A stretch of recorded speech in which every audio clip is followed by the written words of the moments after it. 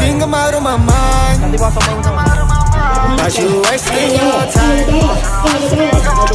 I'm the one in control. Ooh, can't let you take over my mind. Can't let you take over my mind. ជំរាបសួរសួស្តីបងប្អូនទាំងអស់គ្នាឡើយវល់មកកម្មប្លុកថ្មីរបស់ខ្ញុំបានទេនៅនៅប្លុកហើយឥឡូវខ្ញុំក៏បានមកប្រកួតបាល់ Tiger Street Football នៅខេត្តផ្សេងនោះបាទហើយខ្ញុំក៏ឆ្លៀតពេលដែលខ្ញុំមកប្រកួតនេះខ្ញុំក៏បានថតប្លុកចែកជូនបងប្អូនទាំងអស់គ្នាទស្សនាហើយសង្ឃឹមថាបងប្អូនទាំងអស់គ្នាដែលបានចូលរួមប្រកួតកម្មវិធី Tiger Street Football នេះហើយ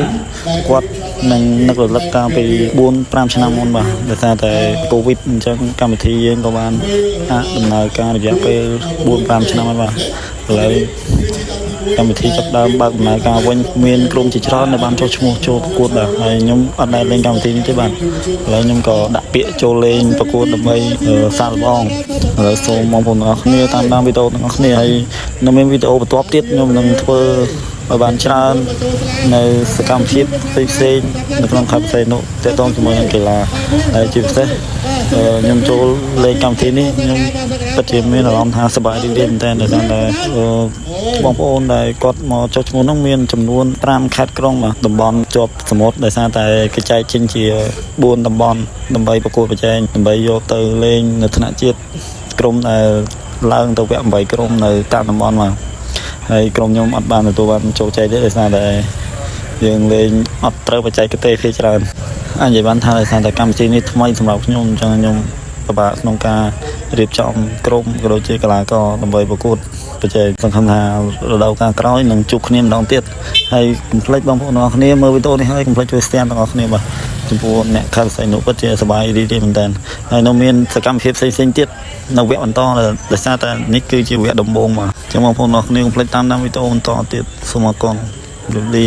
គាត់ហើយអត់ដៃចូលមកប្រកួតឥឡូវដល់តែលាក់អូតូមកអូតូលាក់អូតូដែរអត់ទេគេដាក់មក7នាក់ឲ្យរកគ្នាតហ្នឹងបាទ ហើយនេះlàយើងបានចូលទៅតាមពីហើយដល់តែ2-0សូ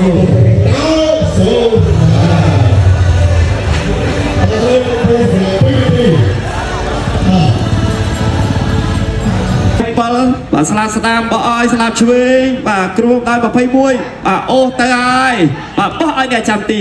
បាទបោះលេខ4ទៅហើយចាំឈប់ជើងលេខ3បាទជាមួយនឹងបាទអមកបាទគ្រូបាទហើយបាទអមកបាទទៅហើយអូយកកាប់បាទអូហូបាទធំកា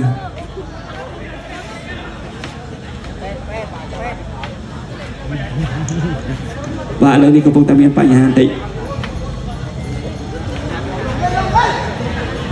បាទអត់អីទេតើអត់អីទេ